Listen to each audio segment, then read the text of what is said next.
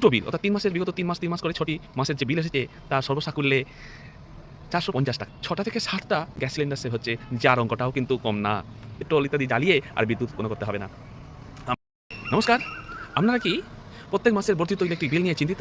আপনারা কি প্রচণ্ড গরমে ইলেকট্রিক বিল কত আসবে তা নিয়ে এখন থেকেই চিন্তিত আছেন? তাহলে চলুন, স্কিপ করবেন না, ভিডিওটি পুরো দেখুন, তাহলে আমি আপনাদেরকে এর একটি উপায় অন্তত বলতে পারবো। বর্ধিত মাসুলের হাত থেকে আপনি এবং আপনার পরিবারকে সুরক্ষিত করবেন। আমরা আয়ের সাথে সামঞ্জস্য রেখে কিছু না কিছু ভবিষ্যৎ পরিকল্পনার জন্য সঞ্চয় করি। আমি আপনাদেরকে সঞ্চয়ের কথা বলবো না, আমি আপনাদেরকে একটা দীর্ঘমেয়াদী ইনভেস্টের কথা বলবো।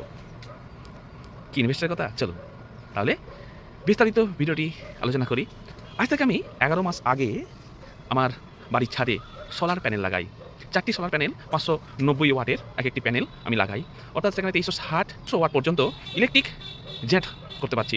এবং সেই 2100 ইলেকট্রিক ওয়াট যেটা তৈরি হচ্ছে তা দিয়ে আমার বাড়ির সমস্ত ইলেকট্রিক গ্যাজেট, অর্থাৎ শুধু আমার যা বাড়িতে ওয়াশিং মেশিন নেই, বাকি সমস্ত কিছুই আছে, এবং সেই সমস্ত ইলেকট্রনিক্স আমি কিন্তু নির্ভয়ে কতটা ইলেকট্রিক এর বিল আসবে সেসব বাইরে রেখে আমি নির্ভাবনায় সমস্ত কিছু কিন্তু চালাতে পারি।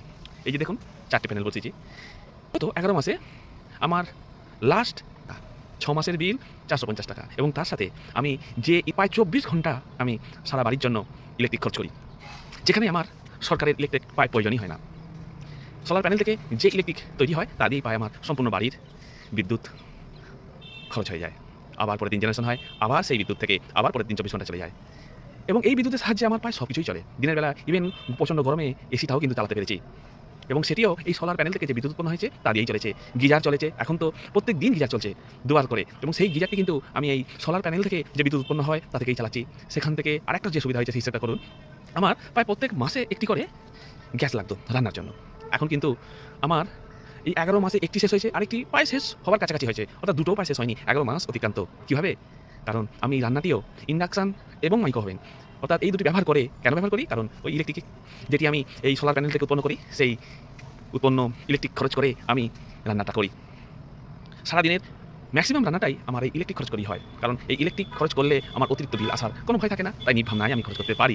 তাহলে আপনি যাদের প্রত্যেক মাসে ধরুন একটি করে গ্যাস লাগে, তারা ভাবুন প্রায় 3টে থেকে 4টে, ম্যাক্সিমাম যদি হয় 3 থেকে 4টে, আমার তো দুটোর মধ্যে হচ্ছে। যাদের বড় পরিবার, মতো ছোটো পরিবার, যাদের বড় পরিবার, তারা আশা করি 3টে থেকে 4টে খরচ করেই সারা বছরের রান্না নির্ভাবনায় করতে পারবেন। সেখান থেকে অন্তত 6টা থেকে 7টা গ্যাস সিলিন্ডার সেভ হচ্ছে, যার অঙ্কটাও কিন্তু কম না। 1000 টাকা খরচ করে প্রায় আমরা সারা বছর ইলেকট্রিক আমরা খরচ করছি। আমাদের মাসুল দিতে হচ্ছে কেবলমাত্র 1000 টাকা। সেই 1000 টাকা তো বছর চলে যাচ্ছে। তাহলে ভাবুন আজকে আমি যে পরিকল্পনা করেছিলাম 11 মাস আগে, তা কতটা ফলপ্রসূ। আমার অভিজ্ঞতা থেকে বলছি যে আমার যথেষ্ট সেভিংস আছে, এবং আমার যে খরচটা করেছি এককালীন, হয়তো এটা অনেকের কাছেই কষ্ট হবে এই এতটা খরচ করতে।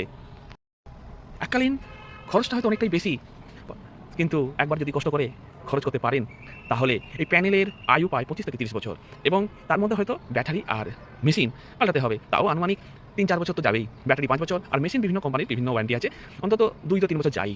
তাই 2-3 বছর যদি আপনি চালাতে পারেন তাহলে দেখবেন মেশিন ব্যাটারির আস্তে আস্তে সব দামই উঠে আসছে। সেই সঞ্চয় থেকে আস্তে আস্তে আপনি লাগান। আমি যেমন লিথিয়াম ব্যাটারি লাগাতে পারিনি, লিথিয়াম ব্যাটারির আয়ু কিন্তু অনেক বেশি। যদি আপনারা একটু খরচ করতে পারেন তাহলে লিথিয়াম ব্যাটারি লাগিয়ে নেবেন, তাহলে আপনাদের সাশ্রয়টা দ্বিগুণ হয়ে যাবে, কারণ খরচটা ক্রমশ কমতে থাকবে। যাই হোক, আমার অভিজ্ঞতা আপনাদেরকে শেয়ার করলাম। যদি ভালো লাগে অবশ্যই এটি বেশি বেশি করে শেয়ার করবেন, কারণ এই অভিজ্ঞতা অনেক মানুষের কিন্তু কাজে আসবে। যদি আগামী দিনে আমরা সোলার প্যানেলকে ব্যবহার করি তাহলে আমরা এই যে চিরাচরিত শক্তি তার উপর নির্ভর করে আর আমরা থাকতে হবে না আমাদেরকে। আমরা যে অচিরাচরিত শক্তি, যেগুলো আমাদের সত্যি আধুনিক সময়ে খুবই প্রয়োজন, এগুলো ব্যবহার করা।